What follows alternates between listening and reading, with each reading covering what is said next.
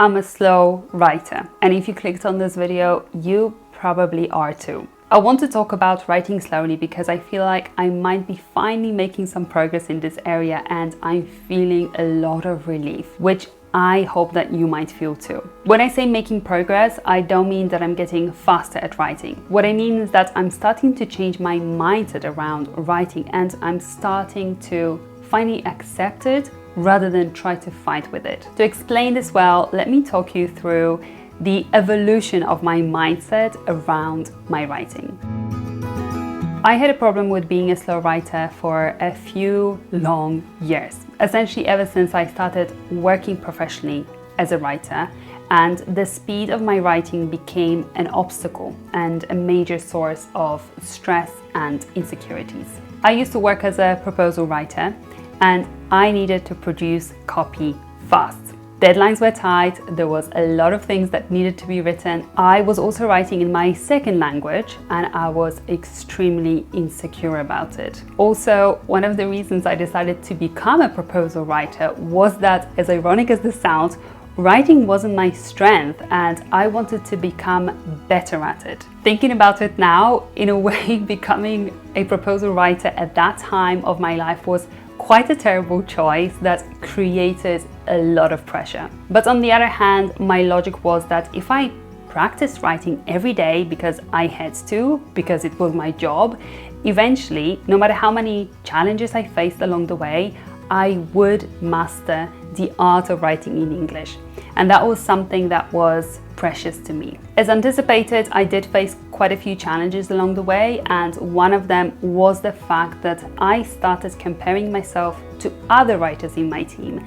And I noticed that they were able to produce their copy much faster than I did. And I must admit that I did struggle to keep the deadlines because things were taking me much longer than I would estimate them to. I started doing overtime without telling anyone because I didn't want people to find out that I needed more time to process things. I felt like a fraud, and I was afraid that someone would eventually find out that I was struggling to do my job. And it didn't matter that the writers that I was comparing myself to were native English speakers. It didn't matter that everyone was happy with my work and never complained about my English, my style, or my timekeeping. It was the fact that deep inside, I simply knew just how much keeping up the standard of my work was costing me, and somehow I decided to blame myself for it rather than look at the entire context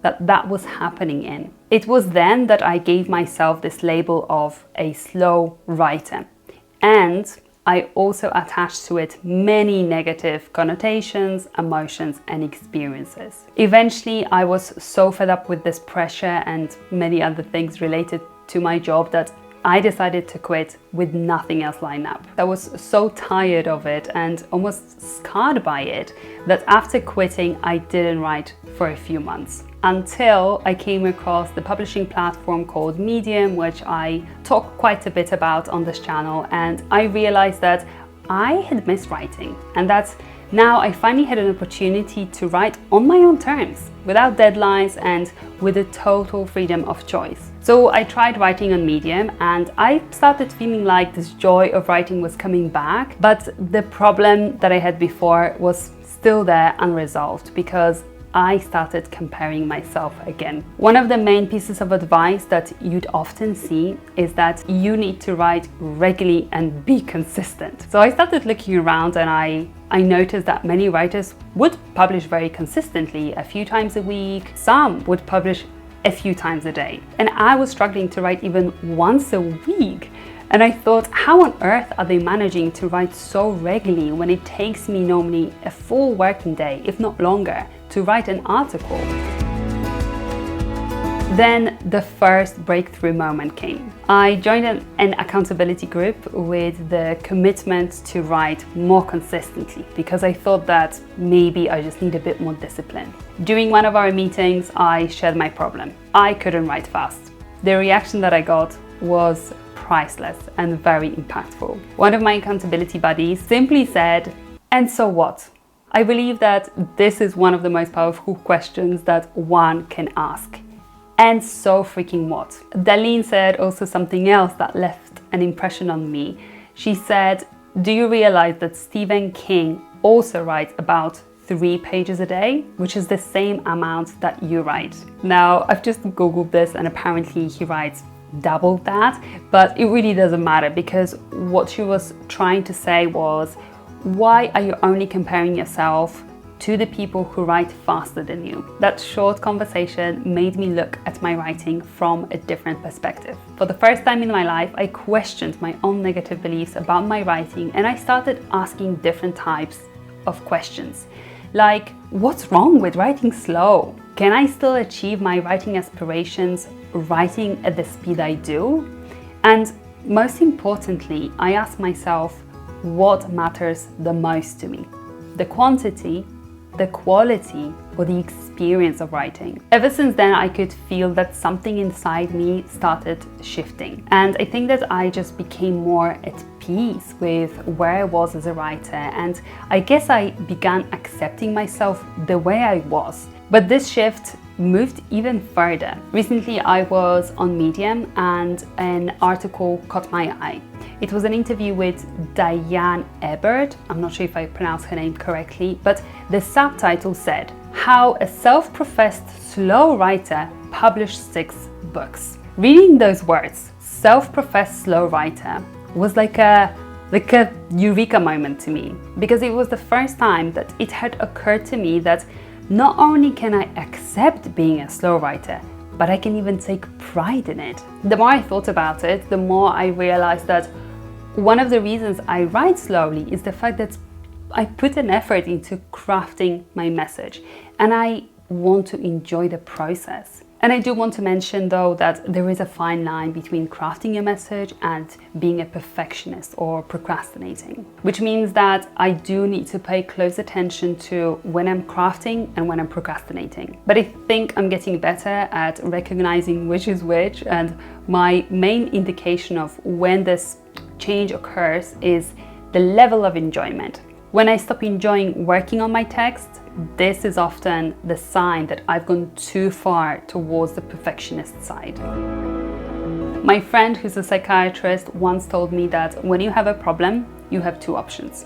You can try and solve it by changing your behavior or something in your external world, or you can solve it by changing the way you think about the problem. If you think that being a slow writer bothers you, you can either choose to try and become faster, or you can change the way you think about it. And I think that often we start with trying to change our external world. And this is certainly something that I try to do. But I would recommend that before you do, try asking yourself, why do I think that being a slow writer is bad? What am I going to gain by being faster? How being a slow writer is impacting my life now? Is there anything positive about it?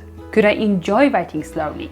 Could I even be proud of it? Essentially ask yourself, I'm a slow writer, and so what? By asking yourself these questions first, before you read this book on how to write faster, before you pay for this course to improve your speed, and before losing your health over it like I did, by simply having this dialogue with yourself, you might realize that actually there's no problem at all. That the fact that you might write slower than most people around you is neither negative or positive.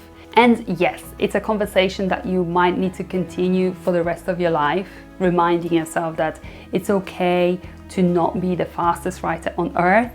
But I think that's part of being your own friend. So, my dear friends, my dear slower or faster writers, my ultimate message to you is inquire, start a dialogue, question your own beliefs, and try to be your own best friend, not your worst enemy, because you deserve to have such a wonderful friend like you. From my heart to yours, I hope that you enjoy your writing. Bye!